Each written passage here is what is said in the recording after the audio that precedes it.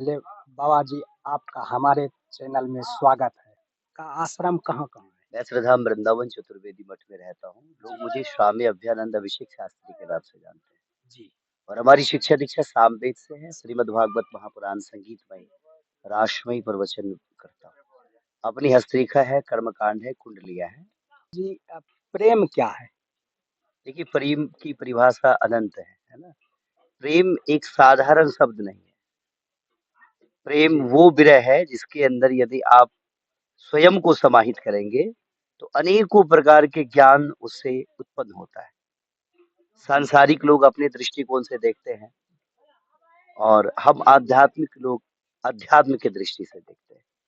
प्रेम वो ममता महिमा है जिससे हमारा प्रादुर्भाव हुआ। प्रेम वो शब्द है जिसमें हम अपने आप को जीवन पर्यंत व्यतीत कर अंत में समाहित कर देते हैं।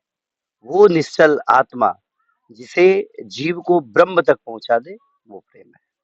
अच्छा संसार में सच क्या है?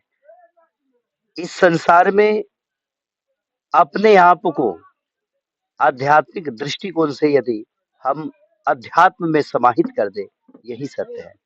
इस संसार में जो भी कुछ है वो सब नाश्वर है। स्वयं मैं भी नाश्वर हूँ। जी, स्वयं संसार के जीव जंतु, पशु पक्षी एवं प्रकार से यदि कहा जाए तो 84 लाख योनियां जो है ये सब नाश्वर है। यदि सत्य कुछ है तो वो ईश्वर है, वो ब्रह्म है। इसलिए शास्त्रों में कहा जाता है सच्चिदानंद रूपाय विश्वोत्पत्त्यादि हेतवे तापत्रय विनाशाय श्री कृष्णाय वयम नमः। वो ईश्वर ही, कृष्ण ही ईश्वर के स्वरूप है और जिस ईश्वर को हम देखते हैं वो ही कृष्ण है। ईश्वर से बड़ा सत्य इस संसार में कुछ और नहीं है। जी और एक सवाल बाबा बोलिए। संसार में लोगों का मन भटकते रहता है। क्योंकि मन को सांसारिक लोग काम वासना में लिप्त हैं, ईश्वर तक जुड़ नहीं पाते। कहते धीरे धीरे रे मना, धीरे सब होए, माली सींचे 100 घड़ा, ऋतु आए फल होए। जब हम ईश्वर के निकट जाने के मार्ग पर चलते हैं तो हमारा मन भटक जाता है, जिस कारण हम ईश्वर तक जा नहीं सकते।